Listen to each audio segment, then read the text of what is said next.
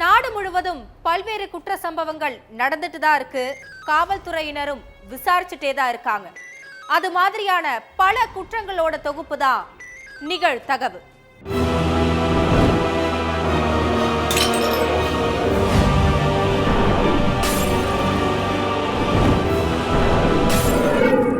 நிகழ்தகவு. அரசு நர்சிங் கல்லூரியில் மிருகத்தனமாக ராகிங். ஜூனியர்ஸை நிர்வாணமாக்கி கொடுமைப்படுத்திய சீனியர்ஸ். ஆணுறுப்பில் டம்புல்ஸை தொங்கவிட்டு சித்திரவதை செய்த கொடூரம். உடலில் காம்பஸால் கீறி ரத்தம் சொட்டுவதை கண்டு ரசித்த அரக்கன்கள். கல்லூரிக்குள் நடந்த அரக்கத்தனம் வெட்ட வெளிச்சத்திற்கு வந்தது எப்படி? கேட்கவே நடுநடுங்க வைக்கும் அளவுக்கு ராகிங்கில் ஈடுபட்ட மாணவர்கள் சிக்கினார்களா?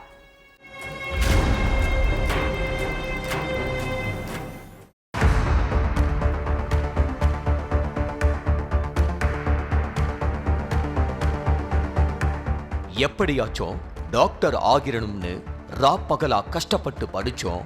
+2 பப்ளிக் எக்ஸாம்ல எதிர்பார்த்த மார்க் கிடைக்காம போயிருக்கு. டாக்டராக முடியலனா என்ன, மருத்துவத்துறைக்குள்ள நுழைஞ்சி மக்களுக்கு சேவை பண்ணணும்னு ஆசைப்பட்ட 3 பசங்க கவர்மெண்ட் நர்சிங் காலேஜ்ல சேர்ந்திருக்காங்க. காலேஜ் லைஃப் அப்படி இருக்கும் இப்படி இருக்கும்னு ஏகப்பட்ட கனவுகளோட காலேஜுக்குள்ள அடியெடுத்து வச்சவங்கள ஏண்டா இந்த காலேஜில் சேர்ந்தோம்னு நினைக்க வச்சிருக்காங்க குரூர புத்தி கொண்ட சீனியர் மாணவர்கள். கேரளா கோட்டயத்துல உள்ள கவர்மெண்ட் நர்சிங் காலேஜ்ல ஃபர்ஸ்ட் இயர் படிக்கிற பையன் ஒருத்தன் வீட்டுல ஒரு ஓரமா உட்கார்ந்து அழுதுட்டு இருந்திருக்கான். ஏன் இப்படி மூலையில உட்கார்ந்து அழுதுட்டு இருக்கான்னு அவனோட அம்மா அப்பாவும் கிட்ட போய் பார்த்தா அந்த மாணவனோட உடம்பு ஃபுல்லா ரத்த காயமா இருந்திருக்கு. அதோட முகமெல்லாம் வீங்கி போய் இருந்திருக்கு. பார்த்ததும் பதறி போன பெற்றோர் என்னடா ஆச்சு, ஏன் இப்படி அடிபட்டிருக்குன்னு மாணவன்கிட்ட கேட்டு இருக்காங்க. முதல்ல வாயே திறக்காம கண்ணீர் மட்டுமே சிந்திக்கிட்டு இருந்தவன் கொஞ்ச நேரத்துல அழுகைய கட்டுப்படுத்திக்கிட்டு காலேஜ்ல நடந்த விஷயத்த அம்மா அப்பா கிட்ட நடுக்கத்தோட சொல்லியிருக்கான். மகன் சொன்னதை கேட்டு அம்மாவுக்கும் அப்பாவுக்கும் தலையே சுத்தி இருக்கு.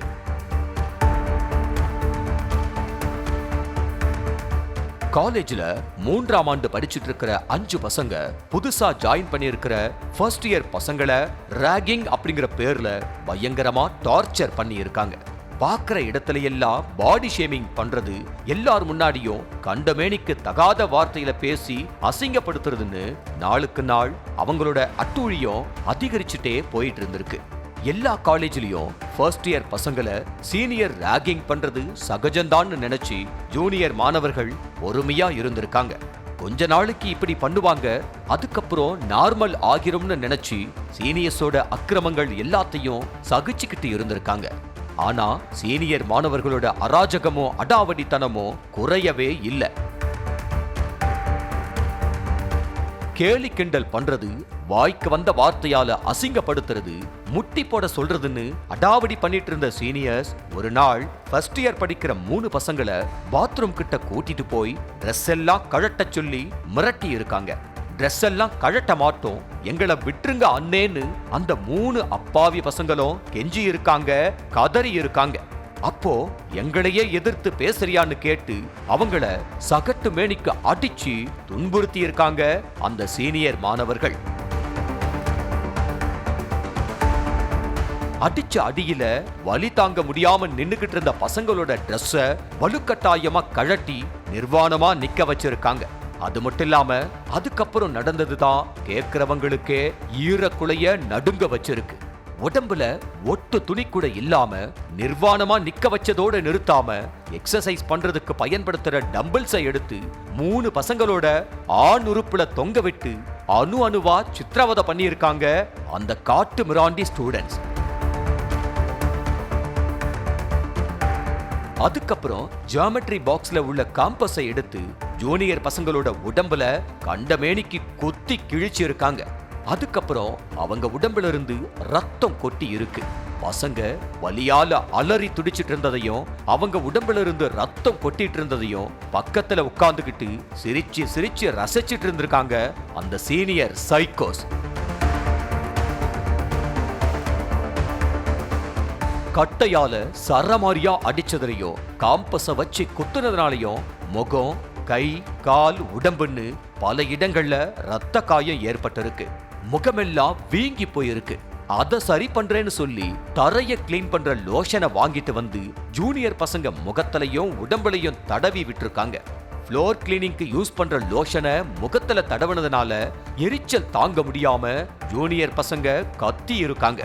கத்தாம அமைதியா இருக்கணும், நீங்க கத்த கத்த இன்னும் கொஞ்சம் லோஷனை தடவுவேன்னு சொல்லி அளவுக்கு அதிகமா லோஷனை எடுத்து உடம்பு ஃபுல்லா தடவி விட்டுருக்காங்க. எரிச்சல் ஒரு பக்கம், கத்தி கதறி அழக்கூட முடியாம நின்னது இன்னொரு பக்கம்னு நரக வேதனைய அனுபவிச்சிருக்காங்க அந்த ஜூனியர் மாணவர்கள். இதெல்லாம் பத்தாதுன்னு ஜூனியர் பசங்களை வலுக்கட்டாயமா மது குடிக்க வச்சிருக்காங்க. நிர்வாணமா நிக்க வச்சதுல தொடங்கி மது குடிக்க வச்சு டார்ச்சர் பண்ண வரைக்கும் எல்லாத்தையும் வீடியோ ரெக்கார்டும் பண்ணி இருக்காங்க. அப்பப்ப அந்த வீடியோ ரெக்கார்டை காட்டி தேவைப்படும் போதெல்லாம் பணம் கேட்டு மிரட்டி இருக்காங்க. ஒரு சில நேரம் பணமாவும் ஒரு சில நேரம் மது பாட்டிலும் வாங்கிட்டு வர சொல்லி டார்ச்சர் பண்ணி இருக்காங்க. இத்தனை அக்கிரமமோ ஒரு நாளோ 2 நாளோ மட்டும் நடக்கல. கிட்டத்தட்ட 3 மாசத்துக்கு மேல சித்திரவதைகளை அனுபவிச்சுட்டு இருந்திருக்காங்க. வெளியே சொன்னா கொன்னு போட்டுருவோம்னு சீனியர்ஸ் மிரட்டி இருந்ததுனால அவங்களுக்கு பயந்து யார்கிட்டையும் எதுவும் சொல்லாம மௌனமாவே இருந்திருக்காங்க. சீனியர் பசங்க எல்லாத்தையும் ராகிங் பண்ணியிருந்தாலும் குறிப்பிட்ட 3 பேரை மட்டும்தான் இந்த அளவுக்கு பயங்கரமா கொடுமைப்படுத்தி இருக்காங்க. 3 பசங்கள்ல ஒரு பையன் வீட்டுல அழுதுட்டு இருந்ததை பார்த்து அவனோட அப்பா என்னன்னு கேட்க அதுக்கப்புறம் தான் எல்லா விஷயமும் வெளியில வந்திருக்கு. பாதிக்கப்பட்ட 3 மாணவர்களும் போலீஸ் ஸ்டேஷன்ல போய் கம்ப்ளைண்ட் கொடுத்திருக்காங்க. விசாரணையில ஜூனியர்ஸ சீனியர்ஸ் ராகிங் பண்ணது உறுதியாகி இருக்கு. அதுக்கப்புறம் கோட்டயத்தைச் சேர்ந்த சாமுவேல், விவேக், வயநாட்டைச் சேர்ந்த ஜீவா, மலப்புரத்தைச் சேர்ந்த ரிஜில்ஜித், ராகுல் ராஜ்னு 5 பேரையும் அரெஸ்ட் பண்ணி ஜெயில்ல தள்ளிட்டாங்க.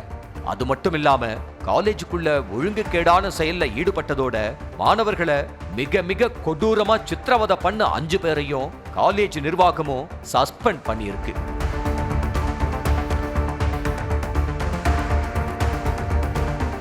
படிக்கிற பசங்க மனசுல இப்படி ஒரு மிருகத்தனமான எண்ணம் எப்படி வருதுன்னே தெரியல.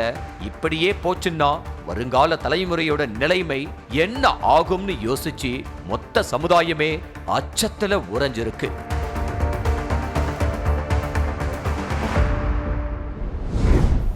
கிரைம் பிரான்ச்சில் இருந்து பேசுவதாக கூறிய மர்ம நபர்கள் பணம் மோசடி புகார் வந்திருப்பதாக கூறி மிரட்டல். சிறிது நேரத்தில் குடும்பத்தோடு சிறை செல்ல வேண்டும் என கூறி அச்சுறுத்தல். டிஜிட்டல் அரெஸ்ட் மூலம் 1 கோடி ரூபாயை சுருட்டிய கேடி கும்பல் சிக்கியதா? பணத்தை இழந்தவரின் நிலை என்ன?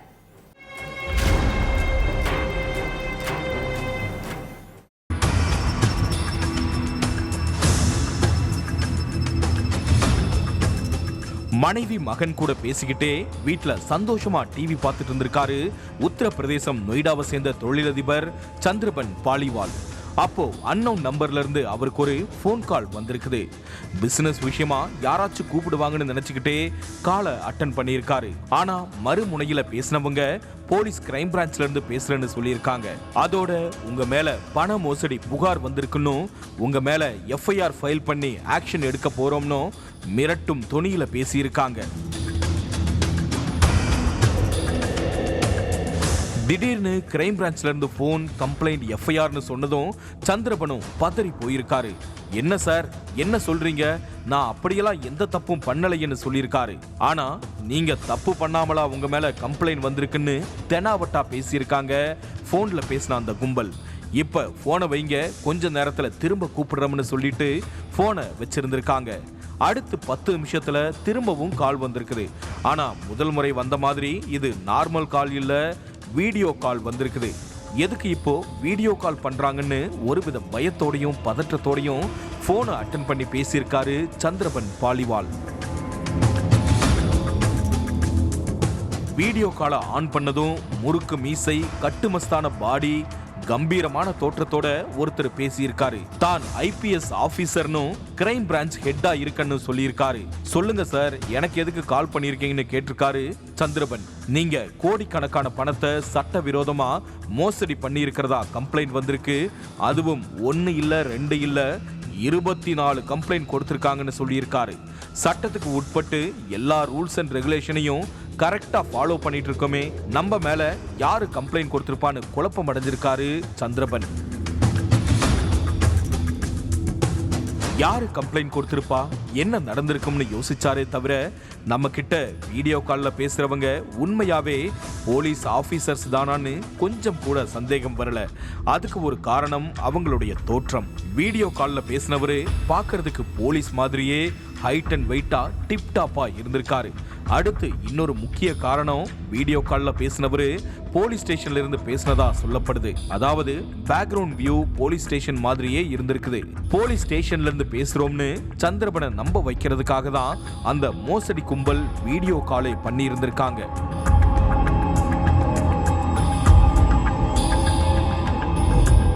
கேஸ் ரொம்ப பெரிய விஷயமா மாறிக்கிட்டு இருக்கிறதாவும், இப்படியே போச்சுன்னா கூடிய சீக்கிரம் இந்த கேஸ் ஃபுல்லா சிபிஐ கிட்ட போக வாய்ப்பு இருக்கிறதாவும் சொல்லியிருக்காங்க போன்ல பேசின அந்த கும்பல். இந்த கேஸ்ல இருந்து நீங்க தப்பிக்கணும்னா உடனே 1 கோடியே 10 லட்சம் ரூபாய் கொடுக்கணும்னு மிரட்டி இருக்காங்க. திடீர்னு இப்படி 1 கோடி ரூபாய் கேட்டா எப்படி சார்னு சந்திரபனும் கெஞ்சி கதறி இருக்காரு. ஆனா பணத்தை கொடுக்கறியா இல்ல குடும்பத்தோட தூக்கி உள்ள வைக்கவான்னு கேட்டு எகிரி இருக்காங்க. குடும்பத்தோட தூக்கி உள்ள வச்சிருவனு மிரட்டினதால சந்திரபன் பயந்து நடுங்கி இருக்காரு. எனக்கு கொஞ்சம் டைம் கொடுங்க சார், எப்படியாச்சும் பணத்தை கொடுத்துறேன், என் குடும்பத்தை எதுவும் பண்ணிடாதீங்கன்னு சொல்லியிருக்காரு.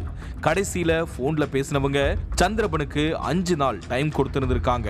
அந்த 5 நாளும் நீ உன் மனைவி மகன்னு 3 பேரும் எங்களுடைய கண்ட்ரோல்ல தான் இருக்கணும், அடிக்கடி வீடியோ கால்ல வரணும், நாங்க சொல்ற வரைக்கும் யாருக்கும் எந்த போன் காலும் பண்ணக்கூடாது, அதே மாதிரி எந்த கால் வந்தாலும் அதை அட்டன் பண்ணி பேசக்கூடாதுன்னு சொல்லியிருக்காங்க. உங்க வீட்டில் உள்ள எல்லா போன் நம்பரையும் ஹேக் பண்ணி வச்சிருக்கோம், யாருக்கிட்ட பேசினாலும் எங்களுக்கு தகவல் வந்துடும், அதுக்கப்புறம் டீமோட வீட்டுக்கு வந்து அரெஸ்ட் பண்ணிடுவோம்னு கராரா சொல்லியிருக்காங்க.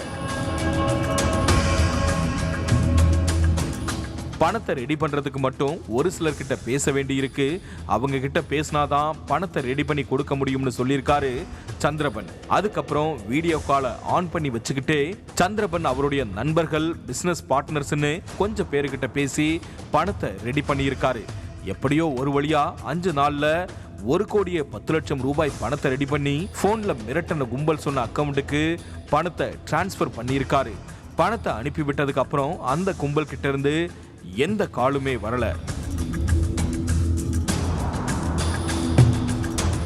2-3 நாள் கழிச்சு ஃப்ரெண்ட்ஸ் மூலமா போலீஸ் ஆபீசர்ஸ் கிட்ட விசாரிச்சப்பதான் இது முழுக்க முழுக்க ஃப்ராடு கும்பலோட பித்தலாட்டத்தனம்ங்கிறது சந்திரபனுக்கு தெரிய வந்திருக்குது. அவசரப்பட்டு 1 கோடியே 10 லட்சம் ரூபாய் பணத்தை இழந்துட்டுமேனு கதறின சந்திரபன் நேரா போலீஸ் ஸ்டேஷன்ல போய் நடந்த எல்லாத்தையும் சொல்லி கம்ப்ளைண்ட் கொடுத்திருக்காரு. அதன் அடிப்படையில டிஜிட்டல் அரெஸ்ட்ங்கிற ஆன்லைன் மோசடி மூலமா பணத்தை சுருட்டின கும்பலை தீவிரமா தேடிக்கிட்டு இருக்காங்க. வீடியோ கால்ல அந்த கும்பல் போலீஸ் ஸ்டேஷன்ல இருந்துதான் பேசினாங்கன்னு சந்திரபன் சொல்லியிருக்காரு. அது உண்மையிலேயே போலீஸ் ஸ்டேஷன் தானா இல்ல போலீஸ் ஸ்டேஷன் மாதிரி செட்டப் பண்ணி அங்க இருந்து பேசினாங்களா அப்படிங்கிற கோணத்திலையும் விசாரணை நடந்துகிட்டு இருக்கு. போலீஸ்ல இருந்து பேசுறோம், சிபிஐல இருந்து பேசுறோம், பேங்க்ல இருந்து பேசுறோம்னு யாரு என்ன சொன்னாலும் அதை அப்படியே நம்பாம உஷாரா இருக்கணும்னு காவல்துறை அடிக்கடி அறிவுறுத்திக்கிட்டே தான் இருக்காங்க. அரசு சார்பிலையும் காவல்துறை சார்பிலையும் எவ்வளவு விழிப்புணர்வு ஏற்படுத்தினாலும் சமீப காலமா டிஜிட்டல் அரெஸ்ட்னு சொல்லக்கூடிய ஆன்லைன் மோசடி சம்பவங்கள் நாளுக்கு நாள் அதிகரிச்சுக்கிட்டே தான் போகுது. போலீஸ் என்னதான் நடவடிக்கை எடுத்தாலும் மக்களும் அலர்ட்டா இருக்கணும் அப்படின்னு அறிவுறுத்தி இருக்காங்க காவல்துறை அதிகாரிகள். சாலையில் தோழியுடன் நடந்து சென்று கொண்டிருந்த இளம்பெண் தன் மீது பெட்ரோல் ஊற்றிக்கொண்டு இளம்பெண் மீதும் பெட்ரோலை ஊற்றிய இளைஞர். பட்ட பகலில் இளம்பெண்ணை இளைஞர் மிரட்டியது ஏன்? பெட்ரோலை ஊற்றி தீ வைக்க முயன்றதற்கு என்ன காரணம்?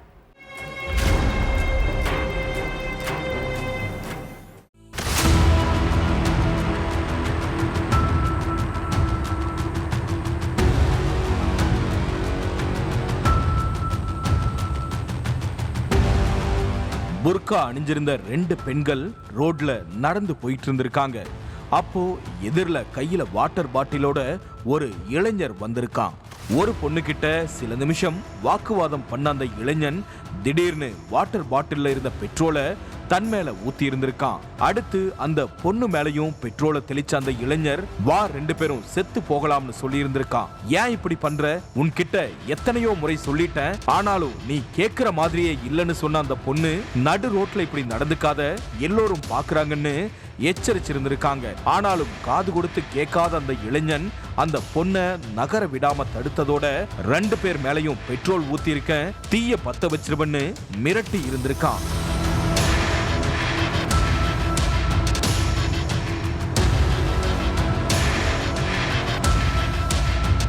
இளைஞனும் இளம் பெண்ணும் ரொம்ப நேரமா வாக்குவாதம் பண்ணினதை பார்த்த அங்க இருந்த மற்ற ஆண்கள் அந்த இளைஞன் கிட்ட, என்னப்பா பிரச்சனை பண்ற? ஏன் 2 பேர் மேலையும் பெட்ரோல் ஊத்துற? அந்த பொண்ணு கிட்ட பிரச்சனையெல்லாம் பண்ணாம ஒழுங்கா இடத்தை காலி பண்ணுன்னு தட்டி கேட்டிருந்திருக்காங்க. அப்போ உங்க வேலைய நீங்க பாருங்க, எங்க 2 பேருக்குள்ள 1000 பிரச்சனை இருக்கும், நீங்க யாரு குறுக்க வர்றீங்கன்னு எகிரனதோட திரும்ப திரும்ப அந்த பொண்ணு கிட்ட மல்லுக்கு நின்று இருந்திருக்கான். இதுக்கு மேல மயிலேனா இறகு போட மாட்டேன், கொடுக்க வேண்டியதை கொடுத்தாதான் சரி வரும்னு அந்த இளைஞன் கன்னத்துல பலார்னு அறை விட்டு இருந்திருக்காங்க. அதுக்கும் அசராத அந்த இளைஞன் அந்த பொண்ணை வழிமறைச்சு, நீயா வந்தா 2 பேரும் சேர்ந்து ஒரு நல்ல முடிவை எடுக்கலாம், இல்லனா இங்கேயே தீய பத்த வச்சிருவேன், 2 பேரும் சேர்ந்து செத்து போகலாம்னு மிரட்டிக்கிட்டே இருந்திருக்கான்.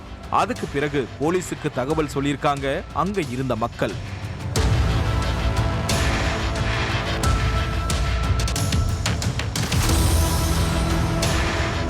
அடுத்து அங்க வந்த போலீஸ் அந்த இளைஞனையும் 2 பொண்ணுங்களையும் போலீஸ் ஸ்டேஷனுக்கு அழைச்சிட்டு போய் விசாரிச்சிருந்திருக்காங்க. அப்போ எனக்கு கிடைக்காதாவ வேற யாருக்கும் கிடைக்க கூடாது, என்ன தவிர வேற யார கல்யாணம் பண்ணினாலும் அவளை பெட்ரோல் ஊத்தி கொளுத்திட்டு நானும் சித்திரவன்னு ஆவேசமா கத்தியிருக்கான் அந்த இளைஞன். அப்பதான் தெரிஞ்சிருக்குது, காதல் விவகாரம் தான் இளைஞனோட மிரட்டலுக்கு காரணம் அப்படிங்கிறது.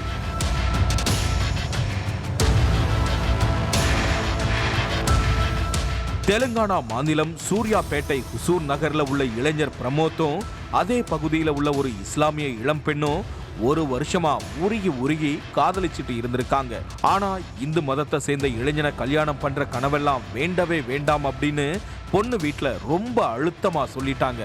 அதையும் மீறி அவனை தான் கல்யாணம் பண்ணுவேன்னு சொன்னா, வீட்டு பக்கமே வராத, அவனோடவே நிரந்தரமா போயிரு, எங்களை அடியோட மறந்துருன்னு பொண்ணோட அப்பாவும் அம்மாவும் சொல்லி இருந்திருக்காங்க. காதலுக்கு அப்பா அம்மா சிவப்பு கொடி காட்டினதால காதலன் கிட்ட நிலைமைய சொல்லியிருக்காங்க அந்த இளம்பெண். எங்க அப்பா அம்மா எப்படியாவது ஏத்துப்பாங்கன்னு நினைச்சேன், அது நடக்காதுன்னு தெரிஞ்சு போச்சு, அதனால நாம பிரிஞ்சிடலாம்னு சொன்ன காதலி இனி என் பக்கமே வர வேண்டாம்னு சொல்லிட்டு பேசுறதையே நிறுத்திட்டாங்க.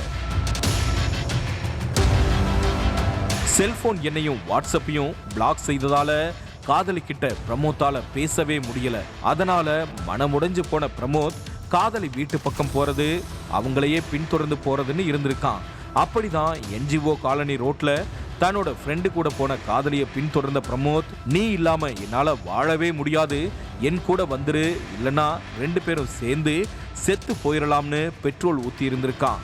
அதுக்கு பிறகுதான் தர்ம அடி கொடுத்து பிரமோத்தை போலீஸ் ஸ்டேஷன்ல ஒப்படைச்சிருந்திருக்காங்க மக்கள். காதலே ஜெயம்னு வாழ்ந்த பிரமோத் அந்த காதல் வேகத்துல பெட்ரோலையும் கையில எடுத்து காதலிய மிரட்டினதால கடைசியில சிறையில கம்பி எண்ணிக்கிட்டு இருக்கான்.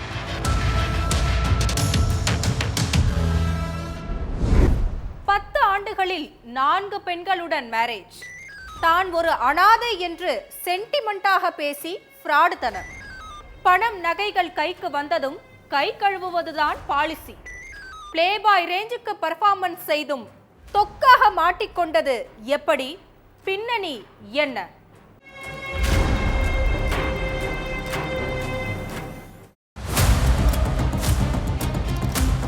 திருமணம் முடிஞ்ச கையோட மாலையும் கழுத்துமா ஒரு பெண் தனது கணவர் கூட இருக்கிற போட்டோக்களை Facebookல சந்தோஷமா பதிவிட்டு இருக்காங்க. கல்யாண போட்டோக்களை பார்த்த அந்த பொண்ணோட ஃப்ரெண்ட்ஸ் நிறைய பேரு லைக்ஸ்களை அள்ளி போட்டதோட ஹாப்பி மேரிட் லைஃப்னு வாழ்த்து மழையும் பொழிஞ்சிருக்காங்க. ஆனா ஒரே ஒரு பொண்ணு மட்டும் அந்த போட்டோவை பார்த்து இடி விழுந்த மாதிரி இருந்திருக்காங்க. கொஞ்ச நேரம் அப்படியே உறைஞ்சு போயிருந்த அந்த பொண்ணு அடுத்து புது பொண்ணுக்கு சிஸ்டர் அர்ஜென்ட் கால் மீன்னு ஒரு SMS அனுப்பி இருக்காங்க. அந்த SMS பார்த்த புது பொண்ணு ஃபேஸ்புக் ஃப்ரெண்டுக்கு கால் பண்ணி என்ன அவசரம், ஏன் கால் பண்ண சொன்னீங்கன்னு கேட்டு இருக்காங்க. அப்ப உங்க கணவர் பேரு என்ன, அவரு எப்படி தெரியும்னு புது பொண்ணு கிட்ட ஃபேஸ்புக் ஃப்ரெண்ட் கேட்டு இருக்காங்க. அதுக்கு என் கணவர் பேரு தீப்பு பிலிப், அவருக்கு சொந்த பந்தம்னு யாருமே இல்ல, ஆனா குணத்துல தங்கம், அதனால தான் பேக்ரவுண்ட் கூட பார்க்காம கல்யாணம் பண்ணிக்கிட்டேன்னு மகிழ்ச்சியா பேசியிருக்காங்க புது பொண்ணு. ஆனா அந்த மகிழ்ச்சி எல்லாம் ஒரு நொடியில மண்ணா போக போகுதுன்னு பாவம் அந்த புது பொண்ணுக்கு தெரியல. நீங்க கல்யாணம் பண்ணி இருக்கிற தீப்பு பிலிப்புவுக்கு சொந்த பந்தம் நிறைய பேர் இருக்காங்க. நீங்க நினைக்கிற மாதிரி அவரு யாரு இல்லாத தனிநபர் கிடையாதுன்னு சொல்லி இருக்காங்க ஃபேஸ்புக் ஃப்ரெண்ட். அத நம்பாத புது பொண்ணு, என் கணவரை பத்தி எனக்கு தெரியும், உங்களுக்குன்னு ஒரு லிமிட் இருக்குது, அதோட நிறுத்திக்கோங்கன்னு கத்திட்டு போனை வச்சிருக்காங்க. அடுத்து ஃபேஸ்புக் ஃப்ரெண்ட் புது பொண்ணுக்கு போட்டோ ஒன்னு அனுப்பி இருக்காங்க. அதுல தீப்பு பிலிப் கூட ஃபேஸ்புக் ஃப்ரெண்ட் கல்யாண கோலத்துல இருந்த போட்டோவை பார்த்து ஷாக் ஆகி இருக்காங்க புது பொண்ணு. அடுத்து ஃபேஸ்புக் ஃப்ரெண்டுக்கு புது பொண்ணே கால் பண்ணி தீப்பு பிலிப் பத்தி கேட்டு இருக்காங்க. அப்ப என்னோட கணவர் தான் தீப்பு பிலிப்னு சொல்லி இருக்காங்க ஃபேஸ்புக் ஃப்ரெண்ட். அடுத்து ஃபேஸ்புக் ஃப்ரெண்டும் புது பொண்ணும் போலீஸ் ஸ்டேஷன்ல போய் கம்ப்ளைண்ட் கொடுத்திருக்காங்க. மன கோலத்தில் இருந்த தீப்பு பிலிப்ப போலீஸ் ஸ்டேஷனுக்கு தூக்கிட்டு வந்து விசாரிச்சப்பதான் தெரியுது ஏமாந்தது ஃபேஸ்புக் ஃப்ரெண்டும் புது பொண்ணு மட்டுமில்ல, மொத்தம் 4 பொண்ணுங்க அப்படிங்கிற விவரமே.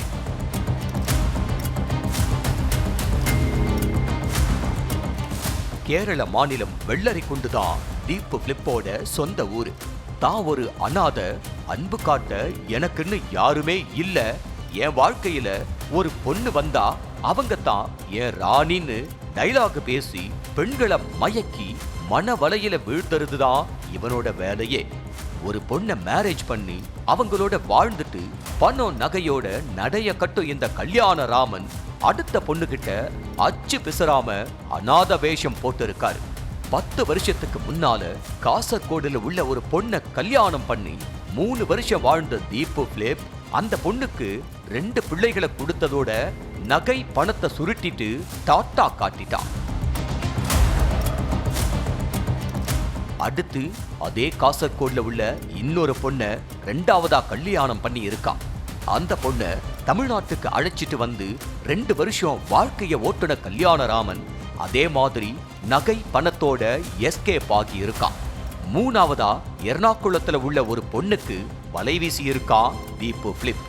யாருமே இல்லாம வாழற கொடுமை என்னோட போகட்டும், என் நிலைமை யாருக்குமே வரக்கூடாதுன்னு சிம்பத்தி கிரியேட் பண்ணி 3வது பொண்ணுக்கு 3 முடிச்சு போட்டு இருக்கான் கல்யாண மன்னன். 3வதோடு முற்றுப்புள்ளி வைக்க விரும்பாத கல்யாணராமன் தீப்பு பிலிப்புவுக்கு ஆலப்புழாவில் உள்ள டைவர்ஸான ஒரு பொண்ணு கூட ஃபேஸ்புக்ல பழக்கம் ஏற்பட்டு இருக்கு. யாருமே இல்லைன்னு வருத்தப்படாதீங்க, நான் இருக்கேன்னு ஃபேஸ்புக்ல ஆறுதல் சொன்ன அந்த பொண்ணுகிட்ட நாம ஃபேமிலி ஆகலாம்னு கொக்கி போட்டு இருக்கான் தீப்பு பிலிப். போட்ட கொக்கி சரியா கிளிக் ஆனதுல டைவர்ஸ் ஆன அந்த பொண்ணும் கல்யாண ராமனுக்கு பச்சை கொடி காட்டி இருக்காங்க. இதுக்கு மேல லேட் பண்ண வேண்டாம்னு நினைச்ச தீப்பு பிலிப்புக்கு 4வது கெட்டி மேளமும் கொட்டி இருக்கு. ஆனா அந்த 4வது கெட்டி மேளம் தான் நம்ம ஒட்டுமொத்த களவாணித்தனத்தையும் ஊர் உலகத்துக்கு வெளிச்சம் போட்டு காட்ட போகுதுன்னு கல்யாணராமன் தீப்பு பிலிப்புவுக்கு தெரியாம போச்சு. 4வது மனைவி ஃபேஸ்புக்ல கல்யாண போட்டோக்களை தட்டி விட்டு இருக்காங்க. இதுல பியூட்டி என்னன்னா 4வது மனைவியும் 2வது மனைவியும் ஃபேஸ்புக்ல ஆல்ரெடி ஃப்ரெண்ட்ஸ் தான். அதனால கல்யாண ராமனோட போட்டோஸ் 2வது மனைவி கண்ணுல உடனே பட்டு ஒட்டுமொத்த உண்மையையும் வெளியில கொண்டு வந்துருச்சு. 5வது கல்யாண கனவுல மிதந்த தீப்பு பிலிப்போட கனவு கோட்டை ஒரே ஒரு போட்டோவால இடிச்சு போனதால கன்னத்துல கை வச்சபடியே ஜெயில்ல கம்பி எண்ணிட்டு இருக்கான் கேரள கல்யாண ராமன். நல்ல வேளை 4வது கல்யாணத்திலேயாவது தீப்பு பிளிப்போட ஏமாத்து வேலை தெரிஞ்சதே இல்லன்னா எண்டே இல்லாம போயிருக்கும்னு நிம்மதி பெருமூச்சு விடுறாங்க கேரள மக்கள்.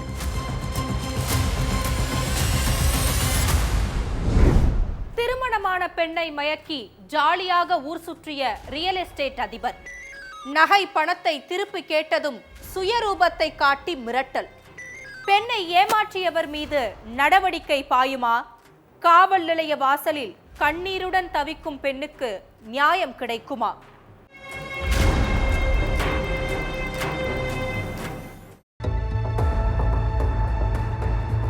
போலீஸ் ஸ்டேஷன் வாசல்ல பெண் ஒருத்தவங்க ரொம்ப நேரமா நின்னுக்கிட்டு இருந்திருக்காங்க.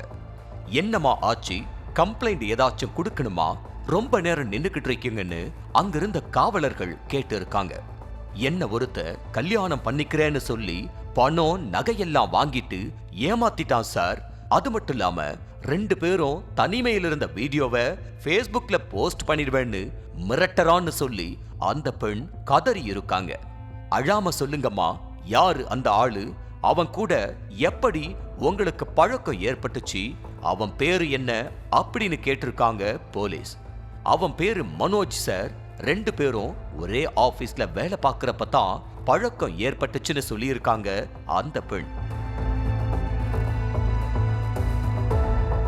அடுத்து அந்த பெண் கொடுத்த புகாரை வச்சு திருக்காட்டுப்பள்ளியில் இருக்கிற மனோஜ் வீட்டுக்கு போன போலீஸ் அவன்கிட்ட விசாரணை நடத்தி இருக்காங்க. சார், நீங்க சொல்ற மாதிரியான ஆளு நான் கிடையாது.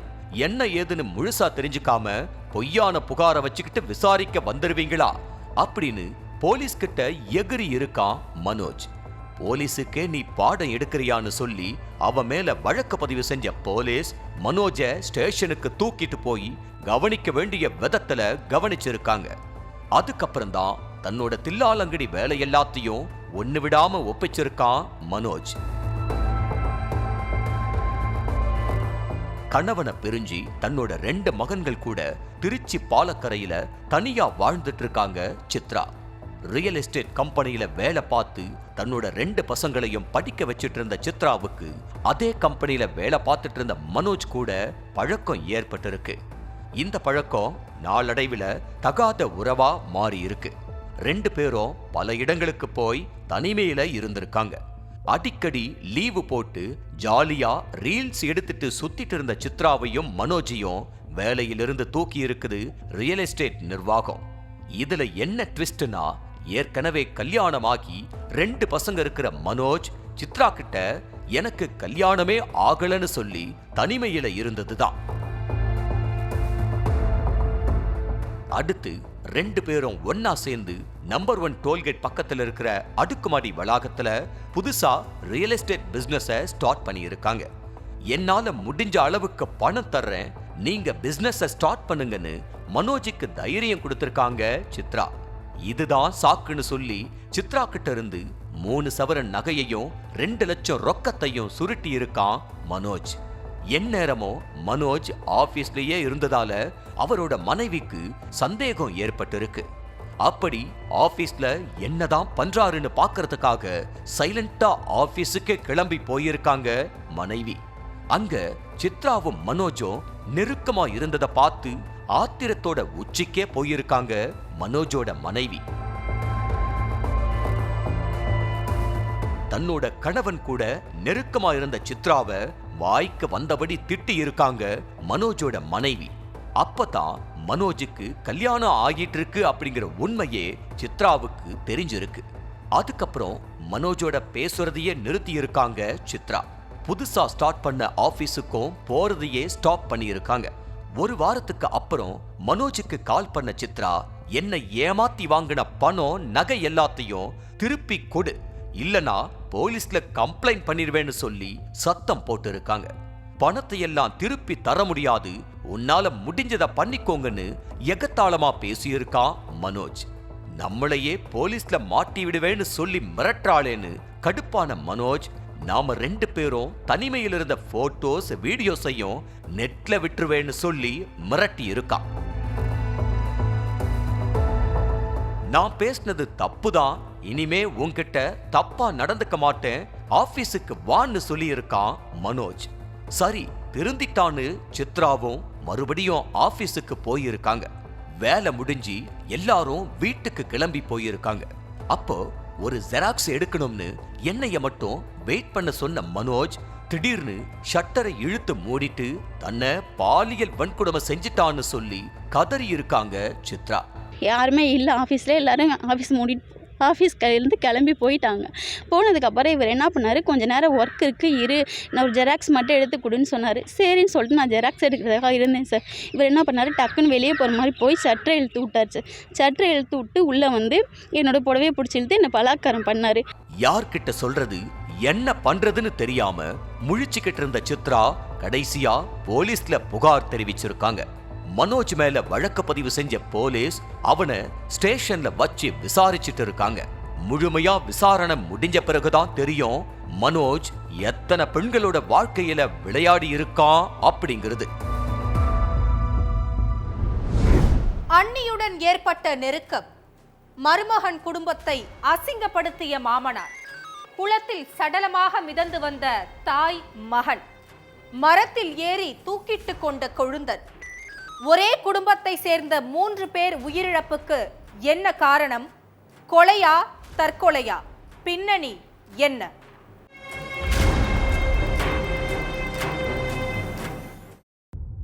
வழக்கம் போல வயல் வேலைக்கு குளத்தின் வழியா சில பேர் நடந்து போயிட்டு இருந்திருக்காங்க. அப்போ குளத்துல ஏதோ வித்தியாசமா தெரியுதேன்னு சந்தேகப்பட்டு அங்கிருந்தவங்க பக்கத்துல போய் பார்த்திருக்காங்க. கொஞ்சம் பக்கத்துல போய் ஒத்து பார்த்ததுக்கு அப்புறம்தான் தெரியுது குளத்துக்குள்ள 2 பேர் இறந்து கிடக்குறாங்கன்னு. 2 சடலங்களும் தண்ணியில மிதந்து வந்ததை பார்த்து பதறினவங்க உடனே அவசர எண் 100க்கு கால் பண்ணி தகவல் கொடுத்திருக்காங்க. அடுத்து அங்க வந்த போலீஸ் குளத்துல கிடந்த 2 சடலங்களையும் மீட்கிற வேலையில இறங்கி இருக்காங்க. சடலங்களை மீட்டு போஸ்ட்மார்ட்டத்துக்காக ஹாஸ்பிட்டலுக்கு அனுப்பி வச்ச கையோட என்ன நடந்துச்சுன்னு தெரிஞ்சுக்க போலீஸ் விசாரணையில இறங்கி இருக்காங்க. இறந்து போனவங்க யாருன்னு கண்டுபிடிக்க முதற்கட்டமா இந்த ஏரியாவிலிருந்து யாரையாவது காணும்னு கம்ப்ளைண்ட் வந்திருக்கான்னு மிஸ்ஸிங் கேஸ் செக் பண்ணியிருக்காங்க போலீஸ். ஆனா அதுல அப்படி எந்த ஒரு கம்ப்ளைண்டும் வந்த மாதிரி இல்ல. அதுக்கப்புறம் இறந்து கிடந்தவங்களோட போட்டோஸை வச்சு ஏரியாவில் உள்ளவங்க கிட்ட போலீஸ் விசாரணை நடத்தி இருக்காங்க. அதுலதான் இறந்து போனது அம்மாவும் மகனும்னு போலீஸ் உறுதிப்படுத்தி இருக்காங்க. அம்மாவும் மகனும் குளத்துக்குள்ள எப்படி வந்தாங்க, 2 பேரும் தற்கொலை பண்ணிக்கிற அளவுக்கு என்ன பிரச்சனை, இது தற்கொலையா இல்ல வேற யாராச்சும் கொலை பண்ணி போட்டு இருக்காங்களா அப்படின்னு தெரிஞ்சுக்க விசாரணையை வேகப்படுத்தி இருக்காங்க போலீஸ்.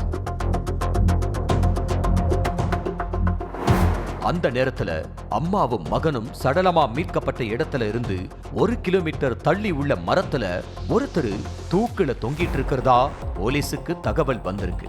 அடுத்து அங்க போன போலீஸ் பாடியை மீட்டு ஹாஸ்பிட்டலுக்கு அனுப்பி வச்சுட்டு விசாரணையில இறங்கினாங்க. இறந்தவரோட போட்டோவை காட்டி அந்த ஏரியாவில் உள்ளவங்க கிட்ட கேட்டு இருக்காங்க. அதுலதான் தூக்குல தொங்கிட்டு இருந்தவரு குளத்துல இருந்து மீட்கப்பட்ட பெண்ணோட கணவர்னு தெரிய வந்துச்சு. அப்பா அம்மா மகன்னு ஒரே குடும்பத்தை சேர்ந்த 3 பேரும் தற்கொலை பண்ணிக்கிட்டதுக்கு என்ன காரணம்? மனைவி மகன் குளத்துல சடலமா இருந்திருக்காங்க, கணவன் தூக்குல தொங்கிட்டு இருந்திருக்காரு. இது தற்கொலை தானா இல்ல மனைவி மகனை கொலை பண்ண பயத்துல கணவர் தூக்கு போட்டுக்கிட்டாரா அப்படின்னு கண்டுபிடிக்க போலீஸ் புலன் விசாரணையில இறங்கி இருக்காங்க. கள்ளக்குறிச்சி உளுந்தூர்பேட்டையில் இருந்த முத்துக்குமார் தேவி தம்பதிக்கு 12 வயசுல பிரவீன்குமாருங்கிற மகன் இருந்திருக்கான். முத்துக்குமார் நெய்வேலி நிலக்கரி சுரங்கத்துல வேலை செஞ்சிட்டு இருந்திருக்காரு. இதுக்கு நடுவுல முத்துக்குமாரோட அண்ணன் வேலு 4 வருஷத்துக்கு முன்னாடி உடம்பு சரியில்லாம இறந்து போயிட்டாரு. அண்ணன் இறந்து போனதுனால அண்ணி முத்துலட்சுமியையும் அவங்களோட மகன் சத்தியமூர்த்தியையும் முத்துக்குமார் தான் பார்த்துக்கிட்டு இருந்திருக்காரு. அப்போ முத்துலட்சுமிக்கும் முத்துக்குமாருக்கும் நடுவுல நெருக்கம் ஏற்பட்டு இருக்கு. கணவரோட தம்பின்னு கூட பார்க்காம முத்துலட்சுமியும் நெருங்கி பழகி இருக்காங்க. முத்துக்குமார் தன்னோட வீட்டுல இருக்கிறத விட பாதி நேரம் அண்ணி முத்துலட்சுமி வீட்டுல தான் இருப்பாராம். அதனாலேயே முத்துக்குமாருக்கும் மனைவி தேவிக்கும் நடுவுல அடிக்கடி சண்டை வந்திருக்கு.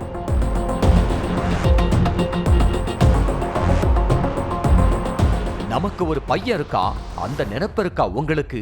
எப்பவும் உங்க அண்ணி வீட்லயே இருக்கீங்கன்னு சொல்லி தேவி சத்தம் போட்டிருக்காங்க. அத கொஞ்சம் கூட காதுல வாங்காத முத்துக்குமார் சத்தியமூர்த்தி வேலைக்கு போற நேரத்துல முத்துலட்சுமி வீட்டுக்கு போய் நெருங்கி பழகி இருக்காரு. இதுக்கு நடுவுல முத்துலட்சுமி மகன் சத்தியமூர்த்திக்கு கொஞ்ச மாசத்துக்கு முன்னாடி குணா நாச்சியார் என்ற பொண்ணு கூட கல்யாணம் நடந்திருக்கு.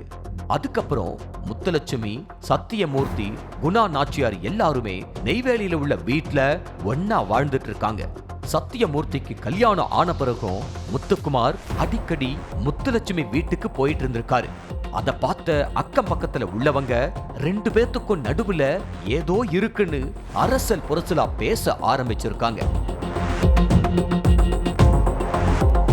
மாமியார் தகாத உறவுல இருக்கிறது மருமகளுக்கு தெரியாமலா இருக்கும்னு சொல்லி கண்டமேனிக்கு பேசியிருக்காங்க அக்கம் பக்கத்துல உள்ளவங்க. அதனால கடுப்பான குணா நாச்சியார் தன்னோட அப்பா காந்தி முருகன் கிட்ட போய் நடந்ததை சொல்லி அழுதுருக்காங்க. அத கேட்டதும் டென்ஷனான காந்தி முருகன் முத்துக்குமாரோட வீட்டுக்கு போய் பயங்கரமா சண்டை போட்டிருக்காரு. அப்போ வீட்டுல முத்துக்குமாரோட மனைவி தேவி மட்டும்தான் இருந்திருக்காங்க. உன் கணவர் எங்க போறான் வரான்னு தெரியாதா? அண்ணனோட மனைவி கூடயே தகாத உறவுல இருக்கான். இதையெல்லாம் கண்டிக்காம நீ என்ன பண்ற? உன் கணவர் எப்படி இருப்பானோ அதே மாதிரிதான் நீயும் இருப்பன்னு சொல்லி எல்லார் முன்னாடியும் வாய்க்கு வந்தபடி பேசியிருக்காரு காந்தி முருகன். இனிமே என் பொண்ணு இருக்கிற வீட்டுக்கு உன் கணவரை பார்த்தேன், நடக்கிறதே வேறன்னு சொல்லிட்டு அங்கிருந்து கிளம்பி இருக்காரு காந்தி முருகன். அதுல இருந்து தேவி மன உளைச்சல்ல இருந்திருக்காங்க. அந்த சமயத்துலதான் தேவியும் மகன் பிரவீன்குமாரும் திருச்சி தேசிய நெடுஞ்சாலையில இருக்கிற குளத்திலிருந்து சடலமா மீட்கப்பட்டிருக்காங்க. முத்துக்குமாரும் அதே இடத்துல உள்ள மரத்துல தூக்கு போட்டு சடலமா கிடந்திருக்காரு. காந்தி முருகன் குடும்ப மானத்தை வாங்கினதுனால தான் 3 பேரும் தற்கொலை பண்ணிக்கிட்டாங்களா, இல்ல முத்துக்குமார் தான் மனைவி மகனையும் கொலை பண்ண பயத்துல தூக்கு போட்டுக்கிட்டாரான்னு போலீஸ் விசாரணை பண்ணிட்டு இருக்காங்க. அதே நேரம் காந்தி முருகன் முத்துலட்சுமி கிட்டையும் போலீஸ் விசாரணையில இறங்கி இருக்காங்க. ஒவ்வொரு குற்றங்களின் முடிவும் சட்டத்தின் கையில். விசாரணை தொடரும். பார்க்கலாம் அடுத்த நிகழ்தகவில்.